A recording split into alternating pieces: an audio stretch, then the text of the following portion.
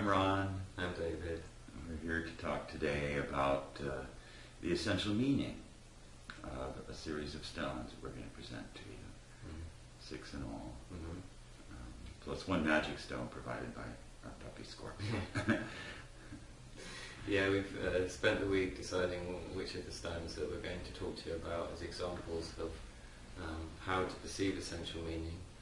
And we've chosen them because the ones we've chosen have got things in common with each other and things which set them apart and make them different. However, basically, what we want to show you, the process that we want to show you, is how to perceive the essential meaning in all of these things. And the process is the same no matter what the form of a stone. So these are our stones right down here in the bottom of the frame. We'll be introducing each of them individually in separate segments. And each of these, part of why we've chosen these particular ones is because each of them communicates their essential meaning very loudly. Their essential meaning communicates loudly through their forms. And so one of the questions we need to address here is, what is essential meaning? And how does it relate to what we spoke about last time? Right. Aliveness. Essential meaning is fundamental to everything. Everything, again, every physical, astral, mental thing is composed of different essential meanings that come together in a very specific, unique, individual combination of essential meanings. For example, the essential meaning of this is different than the essential meaning of this, even though chemically they're nearly identical. Structurally, they're completely different and give a very different, communicate very different things. So that even though they contain very similar types or flavors of essential meaning, the combination of essential meanings in this one is just slightly different than the combination in this one, or the combination in this one. Right, and also they're both spheres, so they share that essential meaning in the sense that they both share the essential meaning of what a sphere is. However, they express it uniquely, differently, and although essential meaning is essentially the same essential meaning no matter what form it inhabits, it expresses itself in different aspects, in different ways, through that form, and it's that form itself which communicates that essential meaning most clearly. When you know what essential meaning is and how to perceive it through form, it's a useful way to go to find the essential meaning, a pathway, if you like, a process that you can repeat and go through. However, ultimately, you don't need to go through that pathway to get to the essential meaning. The essential meaning can be directly perceived. And it's something as well that I feel is it's difficult to explain or talk about what the essential meaning of something is. Words, it goes beyond words. Essential meaning goes beyond the definition of words, the narrowing of words, to something more essential.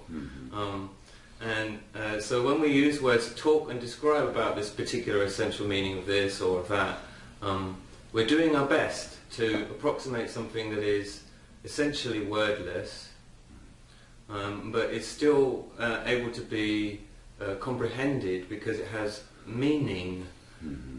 Therefore, that meaning can be communicated from one person to another.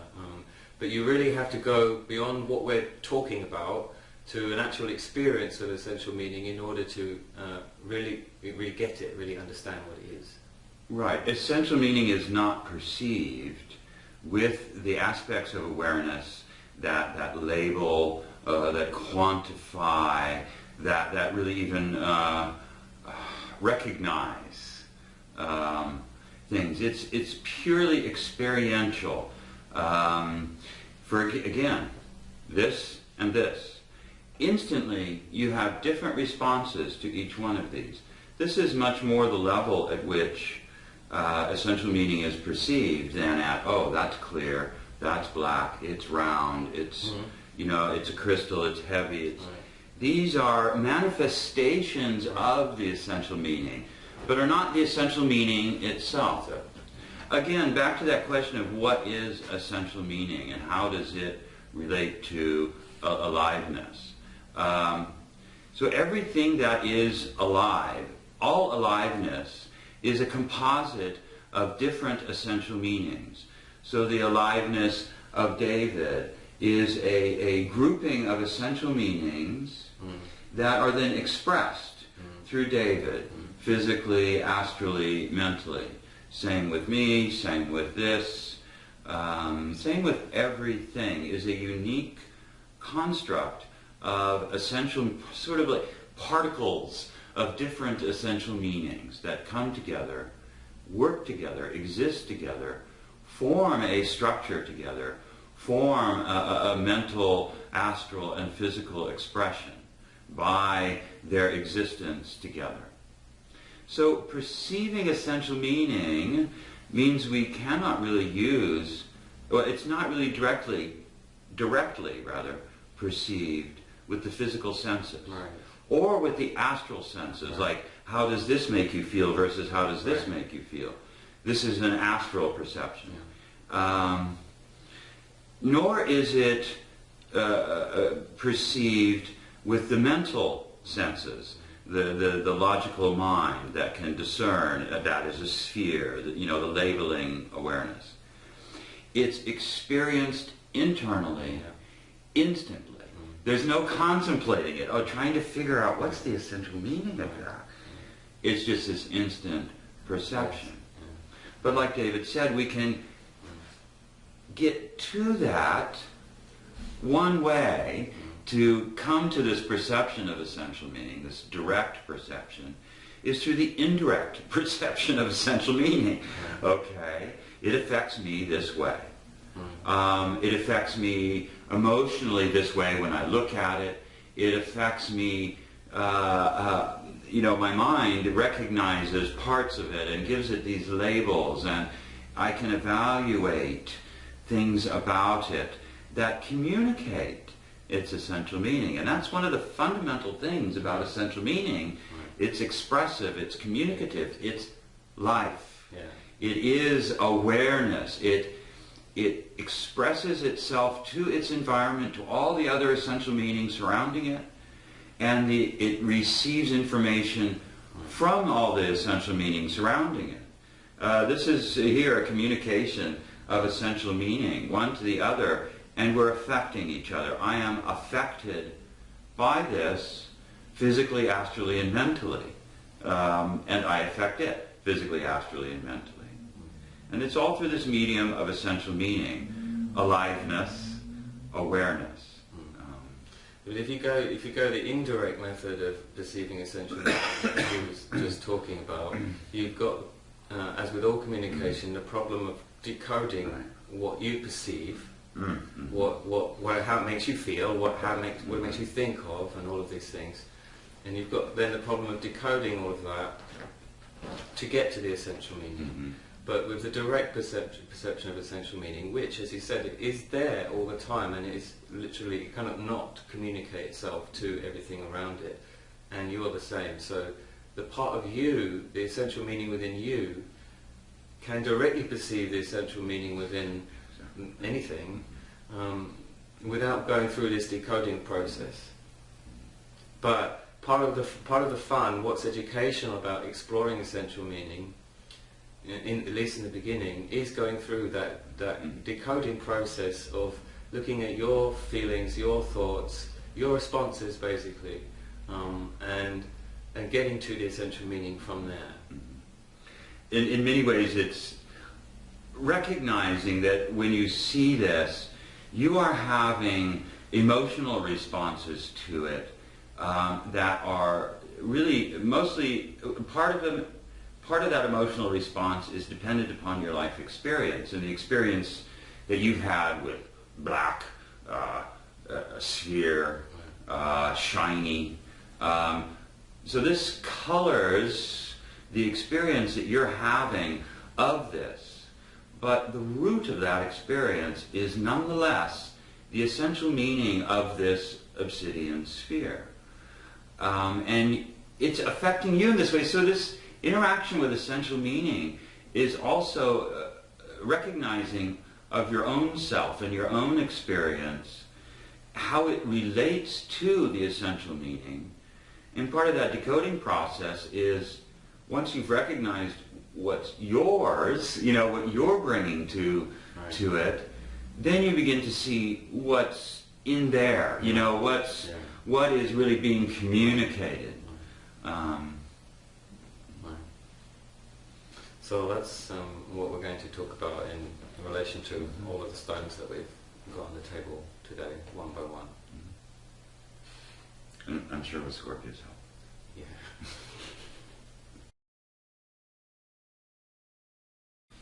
Okay, our first two crystals are what most people will recognize as quartz crystals. One clear quartz sphere and one crystal rod. These are crystals that Ron uses a lot in his work, so I'll let him tell you what he does with those and begin talking about them. Okay. This is a double terminated water clear quartz crystal.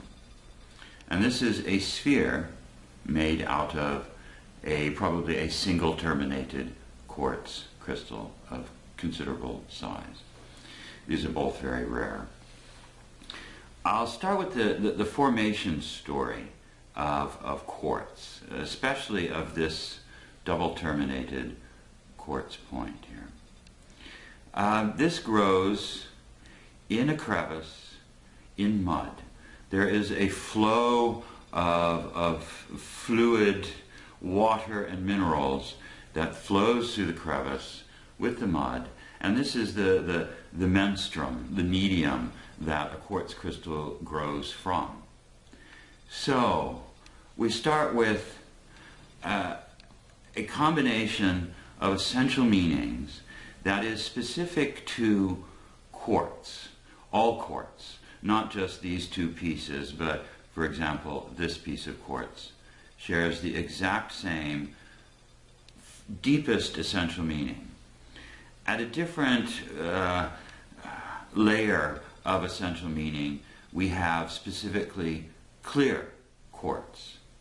Then at another layer of essential meaning, the more and more complex layers of essential meaning here, at the more complex layer of essential meaning, we have this piece of quartz versus this piece of quartz. And although they share 99.999% of their essential meaning, there's just an ever so slight difference. So quartz grows, it's formed in the dark, in the mud, or inside of a hole, a cavity in a rock. This is where we get a geode.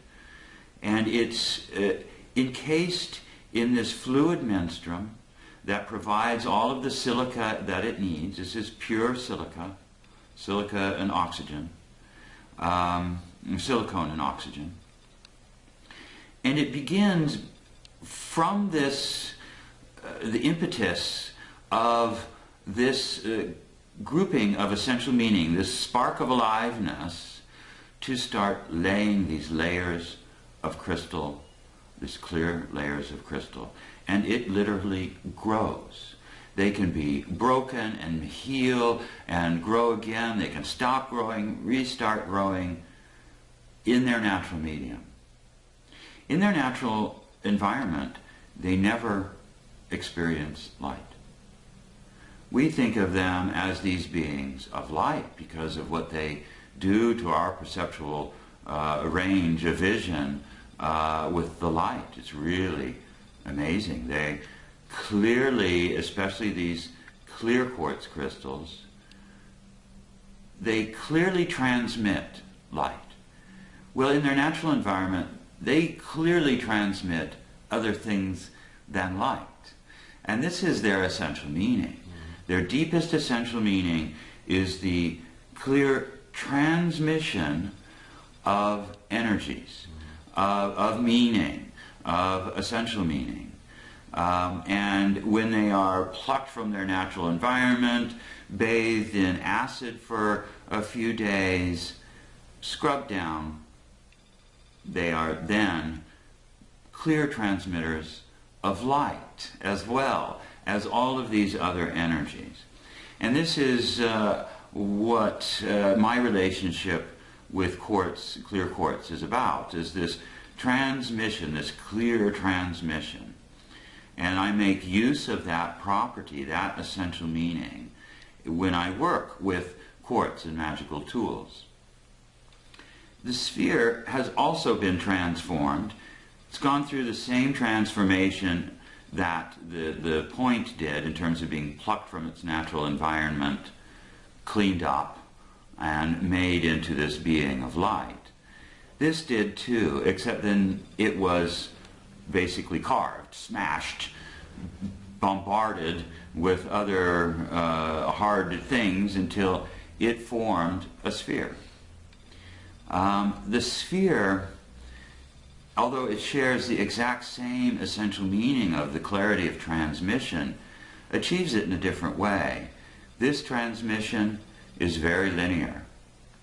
This transmission, because it has been changed in this way, at this outer layer, the essential meaning now manifests not in a linear transmission, but in a spherical transmission. So this is radiant, where this is projective. Quartz is also directional. I'm not sure you can see it in the video, but there's always a slightly fatter end and a slightly narrower end. And this is the flow of that liquid menstruum in which it grows. Flows this way. So the richer parts are hitting here at this end first, and it's getting fatter and growing. And then as it moves down here, there's less and less of the silicon in the immediate vicinity to crystallize. So it's a little narrower. And this is the transmission flow direction of quartz as well, of the quartz point. The quartz sphere has that same grain, if you will, that same directional growth pattern, but because it has been rounded, it doesn't have, it's more like the Earth. It has poles, but still its primary radiation is spherical, not polar. Okay? So, in approaching a clear quartz, the first things that we can see in terms of its manifestation of its essential meaning are its clarity, its linearity, these little things that are going on inside of it. And this has to do with pressures being put upon it. And as it's growing or after it's being taken out of the earth, creates little fractures, all of which influence the visual impact that it has on us. And so here we're seeing a human perception of an aspect of a manifestation of the essential meaning of the clear quartz. Another aspect of it is it's generally cold. It transmits heat quite well. So this gives us, especially the spheres are really quite cold to the touch. This gives us another intuition, another glimpse from a human perceptual perspective of another aspect of the essential meaning, which is a receptivity. It doesn't just doesn't transmit itself. It receives. So it's magnetic, and it takes it through. It's always receiving what it is transmitting. It's a transceiver. It is a transceiver, yes. And it's used, you used to use it in radios. I remember as a kid with a little quartz crystal and putting a little wire on it, trying to receive a radio signal in science class. They use it in watches, little quartz bits in watches, because of its structure is so absolutely perfectly regular, and it has this sort of pulsing effect as it transmits energy through it. And this is another aspect of the essential meaning of quartz, is this regularity, this replication of the same thing over and over and over till it forms a structure. It's completely homogeneous in terms of structure throughout. There is no variation in the structural components of this. Even though, as it comes together, it goes through all these forces, all these interactions with its environment that give it this unique appearance. So this is another aspect of the essential meaning of clear quartz that we can get at through the indirect perception. Another is its weight. It has a fairly substantial weight. And so this, again, is an aspect of the essential meaning of quartz. A density, a very specific density and weight that is sort of in contrast to its appearance of lightness and clarity. So there's a gravity to it. So these are, putting words onto essential meaning doesn't work, because that's not the essential meaning. But that's all that I have to communicate to you, some hints towards where to look and how to look.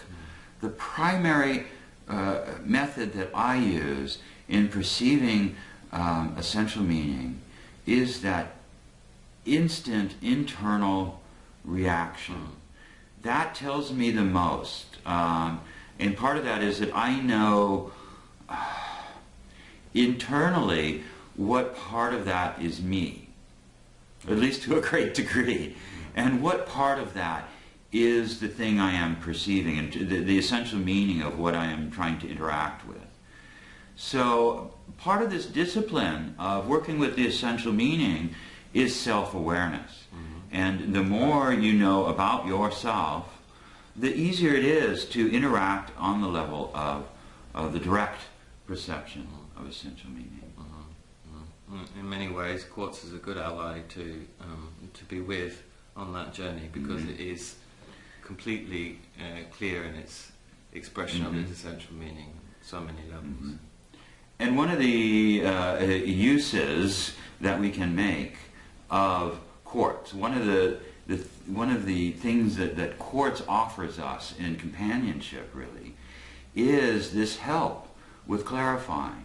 Yeah. Because when we have especially something like this in our possession, we keep it with us, we hold it, it begins to resonate with us, with our essential meaning, and it will reflect and project our essential meaning, offering us a sort of mirror of our own essential meaning, and also of what we bring to it. You know, if we bring to it this greedy, oh my, I'm so powerful now, I can drill holes in the universe, you know, then this is what the quartz is going to give us.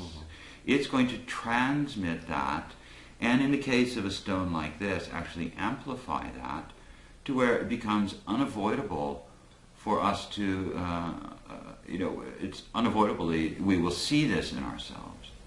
We will experience the consequences of it. And this is something that quartz offers us.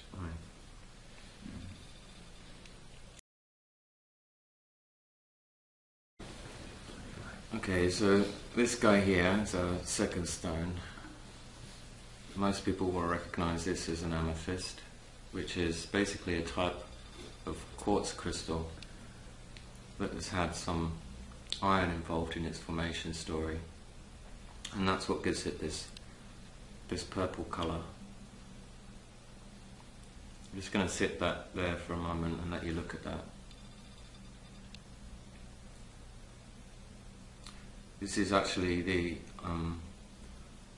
first stone that I worked with magically, so that's one of the reasons why I wanted to present it to you today. It has for me served a very special purpose and role in my life, and I've used it in my work with astrology to connect with other people in distant places through their charts. And I'm going to explain to you today about the essential meaning of this stone and how that suggested that use to me.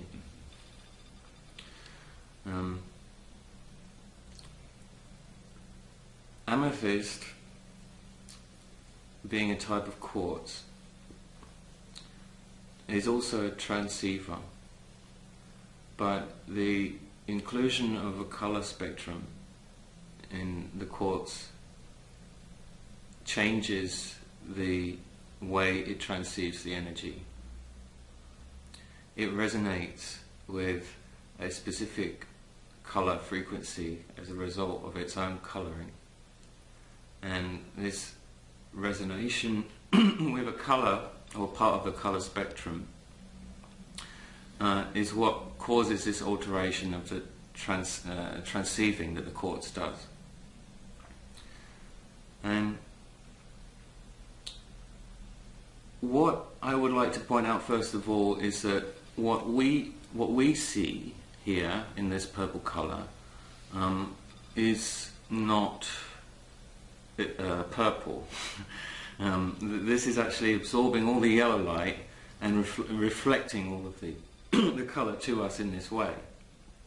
So what we see, the color spectrum that we see, is about being human and our human apparatus and how we perceive this. It is basically what it communicates of its essential meaning to the human eye and the human awareness of color. So in order to understand what that color does, you have to understand the purple part of that, and our relationship with purple and all of those things that it signifies is us. Now, amethyst has long been thought of in magical thinking as a royal stone, or one that's connected with popes and kings and royalty, basically. And that has to do with our perception of purple and its colour. And the stone itself has no properties of that kind whatsoever. That is a good example of what essential meaning is not, and how human beings layer things with significance rather than perceiving the essential meaning in things. They give them a significance. Another thing that I'd like to mention about this particular stone is that it's sort of unpolished, but still manhandled, if I can put it that way.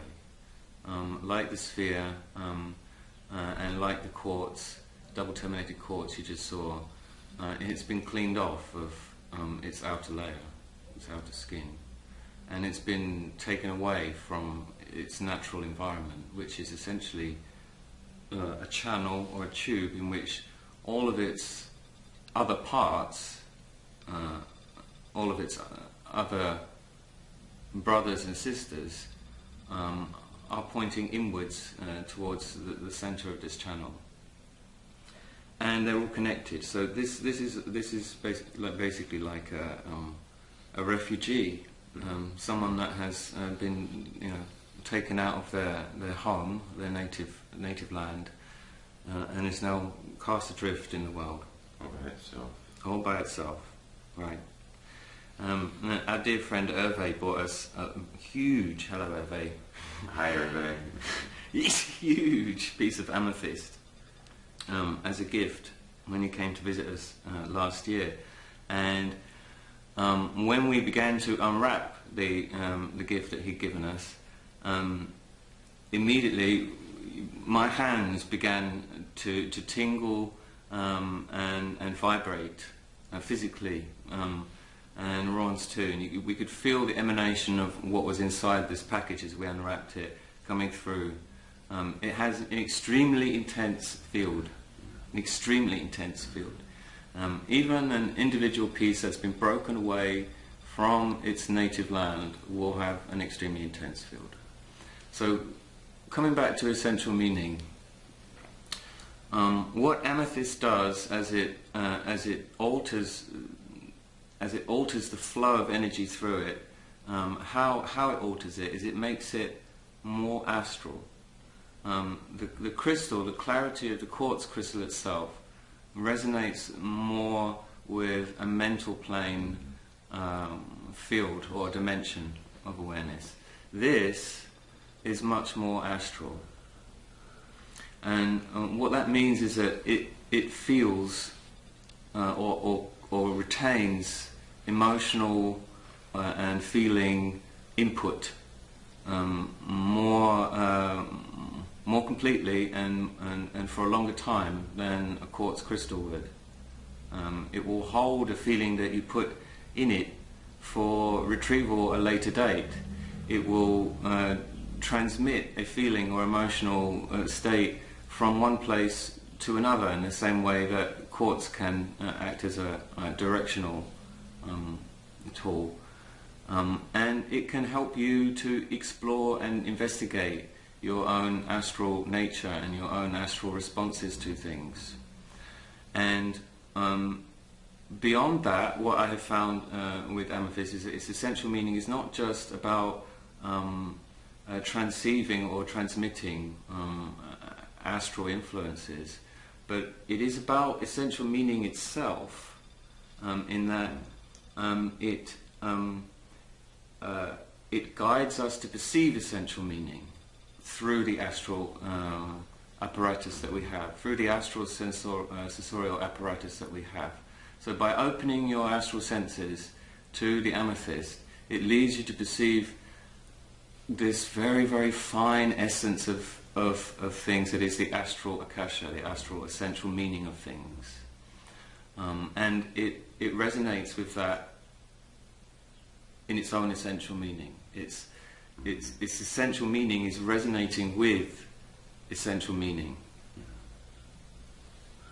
I find that there's a kindness, a compassion, right, with the amethyst essential meaning as part of its essential meaning. This astral transmission is a connective, transceiving. Yeah. Yeah, exactly. Yeah. So that's amethyst.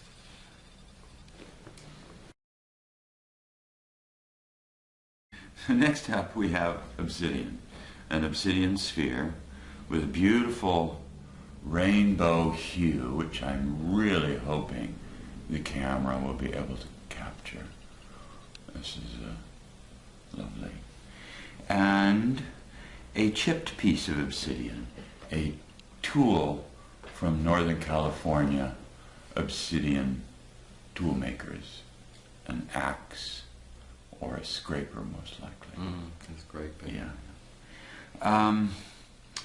Obsidians, this looks like quartz, basically. It looks like a really dark quartz in the sphere form. But obsidian is not a crystal.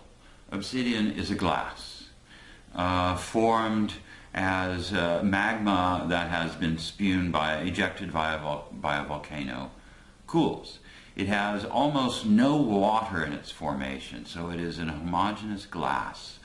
Here it's mostly silicon, about 70% silicon, but it's the inclusion of iron and magnesium that gives it its really dark appearance. So as a glass, it's about fusion. Not its essential meaning is about the transformation of fusion, of taking these chemical components and literally through heat fusing them together, as opposed to binding them into a crystalline matrix. This is an homogeneous glass. It layers in a very different way. In this tool, and why it was used for tool making, because it's a glass and it chips off these layers. So we can achieve very fine, very, very, very sharp edges. In fact, these were surgically sharp edges at one time, and were actually tools, obsidian tools were used for surgery. The edge was so sharp, the cut so clean. So here the essential meaning is again about transformation through heat and through not only just the heat but the cooling. And this is where the glass forms, is in this process of the cooling. Very much like the amethyst, our experience of the blackness of obsidian is really not what's going on inside. Inside, the obsidian is taking in all of the light and holding it. So obsidian is filled with light. It's not filled with darkness in this sense. So this is the ultimate magnetic expression here. It absorbs everything. Right. And this is why it is so useful as a tool around transformation. Right. Because it absorbs all the factors that go into what needs to be transformed, and really shows how to successfully transform those factors. This is its essential meaning. Right. Successful transformation from particulate matter to beautiful absorbent glass. Right. When you work with obsidian, particularly the obsidian sphere, magically, you'll find that it behaves in a very spectacular way. This is very powerful stuff. Whatever you load into it is so magnetic that whatever you load into it, it will absorb. And if you continue to apply that to the sphere, to the obsidian, it will continue absorbing until it reaches such a density, such an incredible concentration of energy can be loaded into it, that it all explodes at once, all at once. And it's this explosive release of all of the energy that it has contained that is the transformative power that it has. And that's probably one of the most important uses in magic that I can think of for obsidian. It really does enjoy that whole process of having the energy just intensely packed into it, and then allowed to just explode all at once. And that, I think, is a good way to connect with it as a mineral familiar that is very communicative of its character. If you meditate upon that. In my magical use of it, obsidian is, I have two primary partnerships with obsidian. One is for grounding. This particular sphere sits beneath a very major magical tool composed of 33 different pieces of clear quartz crystal. This is an amazing, and lots of gold and copper and silver wire. It's an amazingly powerful tool that requires this energy sink underneath it. And this is what this sphere does. It sits underneath this tool and draws all of the excess energy so that it's not floating around the house, right? It's very grounding. Yes, it's very grounding in that sense of its absorbent nature. It also serves as a doorway. And it's this function that David was talking about, this joy that it takes in absorbing to the extent that it then reaches a critical mass, as it were, of energy and must release it transformed into something else. It creates a new world, basically. And in creating a doorway, the sphere, for example, is filled with a specific energy of the doorway that I want to create. And it just keep pouring that energy in there until it reaches that critical mass and explodes. And that explosion is the doorway. Right. So it's sort of interdimensional, but bidimensional. It's more of an astral, mental dimension than a physical dimension. So very, very powerful stuff. Yeah. And we'll come to this in the next video, but all of those things that we've talked about make it analogous to Pluto astrologically. Yes. Then you come to the chipped tools. This is a very different, this is the same essential meaning, obsidian. And obsidian essential meaning is universal. There is no individuation in the sense of the two quartz pieces, the sphere versus the double terminated. This has the exact same essential meaning as this sphere, except it's been the surface of it, the expression of it, has been transformed and focused and used in the making of a tool. Here there is the intention behind the use of the tool that the obsidian absorbs perfectly. And so this is part of why the obsidian tools were so favored, is because the obsidian takes that intention and expresses it with just absolute clarity, really, when it comes down to it. This is a scraper. It scrapes, and it scrapes well, or it did when it was newer. It's been dulled by time and, you can see the other side. Bumping into things, right. So when you make a tool out of obsidian, you're pumping it full of your intention, and the obsidian is absorbing it. When you make a very fine little arrowhead to kill a bird, this was not made as a weapon. This was made with an intention. An intention that honored the life of the bird. And this is what obsidian can absorb. So obsidian was perfect for this function in the Americas. Because...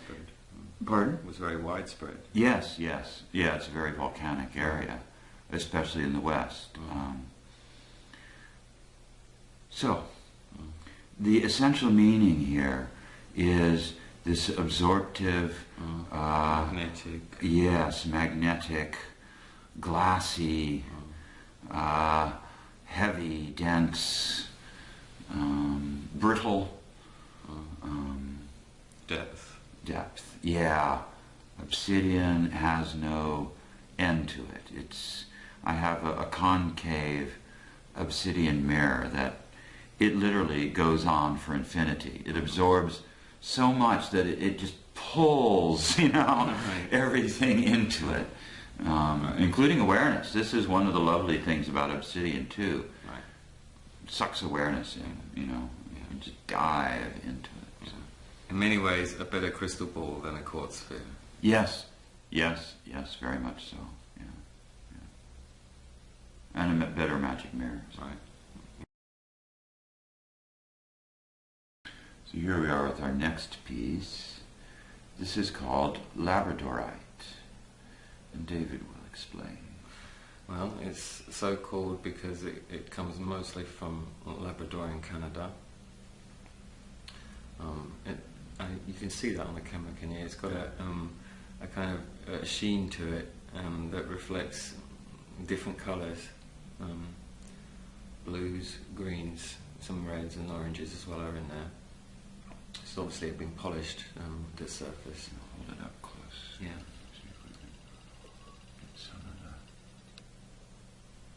Okay, so I just want you to have a good look at it first.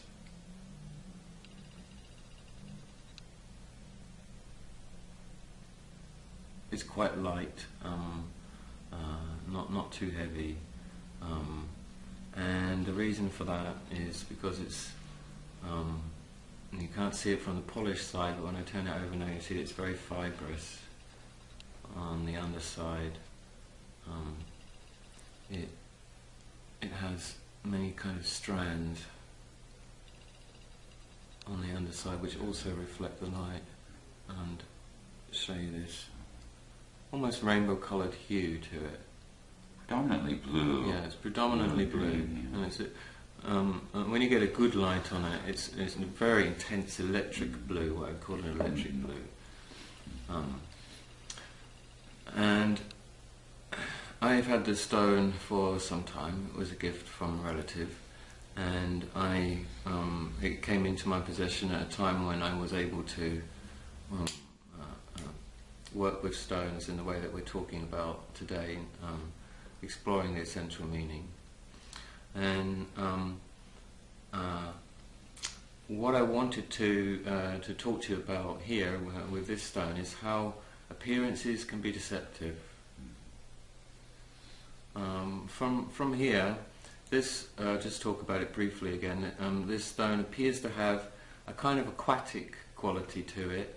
There are some sort of fish eyes in it from certain angles. Looks like skin. Fish or skin. Yeah. Or something aquatic anyway.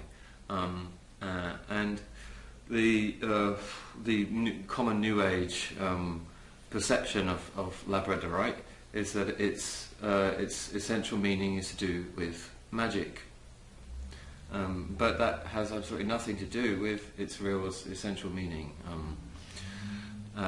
What I proceeded to do with this stone when it came into my possession after cleaning it and healing it was to explore this side of the stone, and it had a good fit for my hand in order to do that. And so I'd often rub my thumb in this area here where there's a slight depression. And that was because I realised that very quickly that what I was seeing was not part of the essential meaning that had been attributed to it. So I tried to perceive it without my eyes by closing my eyes and running my hand along this surface. And I came to the essential meaning of this particular stone through a tactile journey of touching it on this surface and running my hand over these fibres. And if I can just describe that to you, it feels like running your hand along the threads of a harp, but there are so many threads, so many threads, and it has a very softening impact on your skin. It's probably exfoliating your skin, or some powder is rubbing off. I'm not sure what's happening there, but it's a very pleasant sensation afterwards to touch your skin and rub your fingers together. And it was basically through spending many days. It took me many weeks actually to get to the heart of this, just stroking it, and I came to see that this. Part of its story was that this mineral familiar, if we're calling them that, didn't have much interaction with the human collective awareness in its background. Unlike Obsidian, unlike the quartz, and even Amethyst, which we've already talked about, it was pretty unfamiliar with the human collective awareness. But this fibrous nature that I followed to its essential meaning. Taught me that it had this fibrous essential meaning, in the sense that it is connective, and we might say empathic the fibres being the threads of commonality that connect one thing to another, and the way that it reflects the light and creates this this effect that is quite beautiful to look at. Is down to the way these fibres are not terribly densely packed together. They allow light to pass through them, and they're fairly complex. So they create this depth, this feeling of depth when you look into it. And so for me, this stone is the essential meaning of this stone, Labradorite, has to do with, we might call it empathy, but also I would say more specifically with connectivity, and it doesn't really have much to say to human beings about their connectivity to it. It is more a being that has come into our present day awareness, because it's fairly recently arrived for us in terms of knowing it was there and pulling it out of the ground and so on. It really has a temporary role in its life at this point, of coming out of that space where it was very at home, very sort of familiar, and voyaging with us for a while we embark on a journey becoming more connective. Not connected, but really connective. More related to one another, and that is how I use use it in my life. I explore my connections to other things and other people by holding this in my hand and feeling these fibres. This is some of its formation story here. It's a feldspar born of heat and pressure over eons, and its structure are these little bands of calcium, silicon, anthrite, aluminum is in there. I think there's some iron in there. Yeah, it's very complex. Yeah, it's very complex, and these fibers lay next to each other, and they're always resonating with each other. Their differences are reflecting through each other and blending, and thus we have what's called labradorescence, this sheen of rainbow colors that's really specific to Labradorite. What I see here is that the connections are not that David is talking about. The connectivity is the connectivity that we see in nature. All the green things really are all connected, and this is what it's really expressing here for me, is this connectivity of nature. It does have, we're sort of alienated from the Labradorite at this point. It's not alienated from us, but we don't have that connectivity that it's expressing. Right. And it is pretty. Very. And it's really a pity that it's taken out of the ground and ground up into these pieces just so that we can have pretty. Yeah. That's its injury. Right. It's what we've done to it. Right, yeah, that was part of what was healed when it came into my possession. What I tried to do for it. So the next stone is a green calcite. It's quite dense and about as heavy as it expected to be. It has a large, flat, sort of glassy, smooth surface that feels kind of wet to the touch, unlike quartz, because there's no silicon in here. Yes, this is calcium carbonate with a few other minerals added in for color. So it looks similar to, I mean, in a way that it manifests light, it looks similar to amethyst, but a green kind of amethyst, but it's not at all. It hasn't got any quartz. Yeah. At all. This stone we found here in Berlin, where we live, in a large house that was also open for business as a mineral cellar and stone cellar, and in their backyard they had just a giant amount of rocks, stones and minerals, which were piled high in cardboard boxes and left out in the rain. There were so many of these things that we decided to take one of them away and bring it home with us, give it another home, because they all looked pretty sad out there to us. And this was the one that, the friendly one that leapt out and said hi.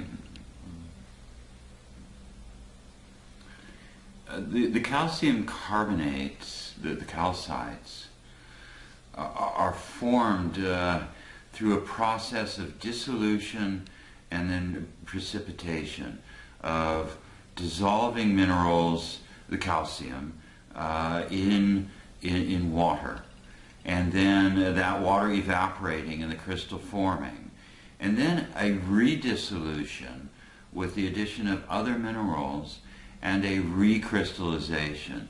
And it's in this second phase that it really becomes this calcite. The calcium here comes from shells from the ancient oceans of the earth that are billions and billions and millions, whatever, years ago. So calcite is timeless in this sense.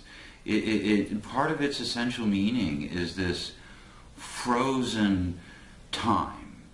It spans so much time, and it is frozen right here. So it has a very sort of icy affect, both in texture and appearance.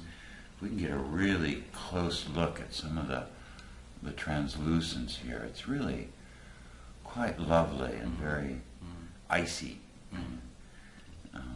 But it's a frozen time that's also a very alive time. Think of all those shells again, the aliveness that goes into the creation of this structure, this form.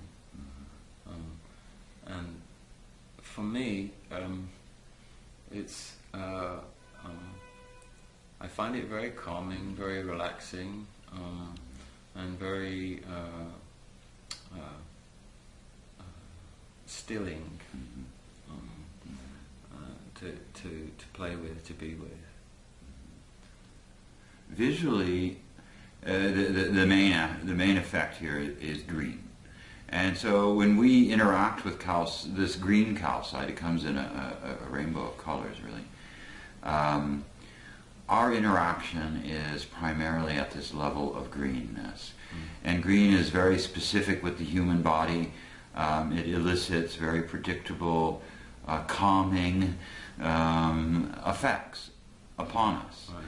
Right.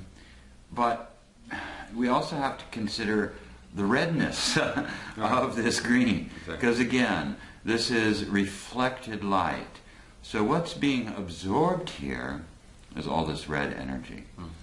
And so there, within the calcite itself, within this particular color of calcite, is this huge amount of this very vivid red energy. It's very lively, very forceful. And as human beings, it's affecting this red, alive energy is affecting our green receptors, as it were. So this is part of why it is so calming and so stilling, is because of the force behind that green. You know, a duller green wouldn't have that same a force. It's just this particular type of green with its transparency that captures the light and transmits the light that creates this forcefulness to the green. Right. A lot of people see this as a healing stone, a physically healing stone. Personally, I don't find that as part of its essential meaning. It is stilling. Yeah. It is this still point, this frozen time, this massive span of time frozen is I think the essence of its essential meaning. Right. And here are our final contributions. These are both gifts from friends. This comes from Scotland. Our friends Leslie and Claudia brought it back for us at our request. Thank you. Hi, Leslie and Claudia. Hello. And this one was given to us by Scorpia, puppy Scorpia. She brought it home from a sidewalk in Berlin when we were out walking. Neither of these two examples really have an essential meaning that humans can really relate to very much. It's not like a crystal where we think, oh, that's pretty, or we can use that for this. In many ways, it's a step further along the path that Labradorite was on, towards having not much to say to human beings, because human beings haven't had much to say to it yet. Right. These two things, these are just rocks. Right. That's what you know, what use is a rock. Yeah. But actually, you find that each individual rock has an essential meaning that is different and varies, and it's just as magical as this, or as any of the other stones that we've talked about, or anything else indeed. Especially as an experience. Experiencing the essential meaning of this piece of scoria or tuff. This is a bit of volcanic ejecta that as it came out, it cooled, and the gases within it popped these little bubbles. So it's very rough, sort of like pumice, but much denser and much heavier.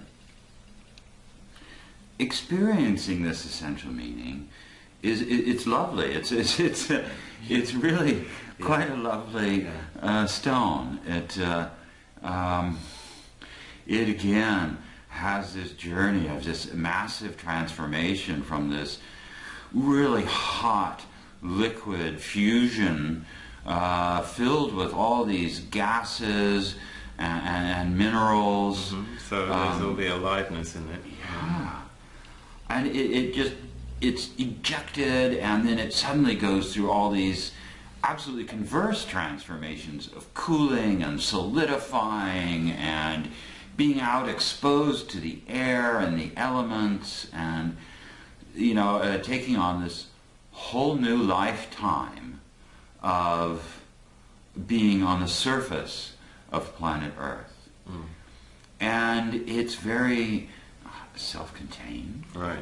It's very insular. It's very, I'm here, I'm huddled, I'm weathering the storm kind of experience. And, as a human being, going through the same thing constantly, but on this microscopic time scale in comparison, it's a lovely experience to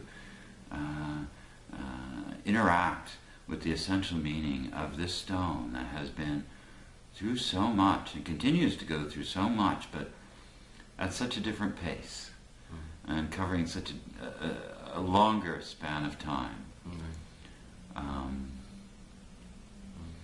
This little guy is really cool, and Scorpia just picked him up and carried him in her mouth for a while, and he's just a little glob, kind of looks like a pinch of clay that, was left out to dry. He probably came from the train tracks. Yeah.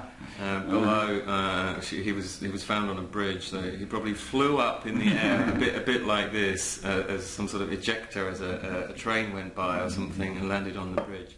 But she just picked him up because he was in her path, and he was interesting. And interesting enough to carry in her mouth for the rest of the walk, and then bring him over to me. So that's just there, just to let you know that animals also have this awareness, this relationship with the mineral beings and mineral familiars, and it's far more instinctive than our own. She saw something in this. It has an essential meaning for her. I couldn't possibly tell you what that is. She could tell you what that is. But part of her experience of it is the surfaces of it are soft, right, and so her tongue on this, and so much of her existence is about her tongue. Is one of her primary sensory organs. Is her tongue fits perfectly in her mouth. Was one of the things that her tongue works over it constantly while it's in there. And she occasionally, like earlier, she was sharpening her teeth on it. Yeah. So she occasionally likes to use it that way. That's it.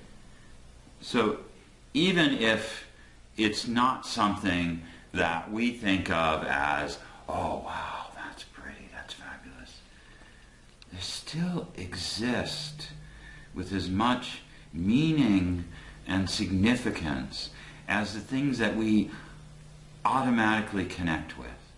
And if we don't reach out to creatures like this, we miss this massive chunk of existence, because most of existence isn't attractive to us like this. It's more like this. We ignore it. We look away. We don't consider it. But when we do, it has, our interaction with it can teach us something and enrich us, and also enrich the creature that we're interacting with. Yeah. Right. Okay, well that's us for this video. Yeah. Next time we're going to be talking about various astrological, Kabbalistic, magical correspondences that are generally given for the various stones. Yeah, and as we said before, we won't be going into huge details about things, but we'll be giving you some advice about how to proceed in this area. And it will be basically an extension of what we've been talking about this week, because the essential meaning will be involved in that, as the aliveness will be as well. And it might end up being our shortest video. Must get short. Yes, we're trying. Thanks for watching. Alrighty.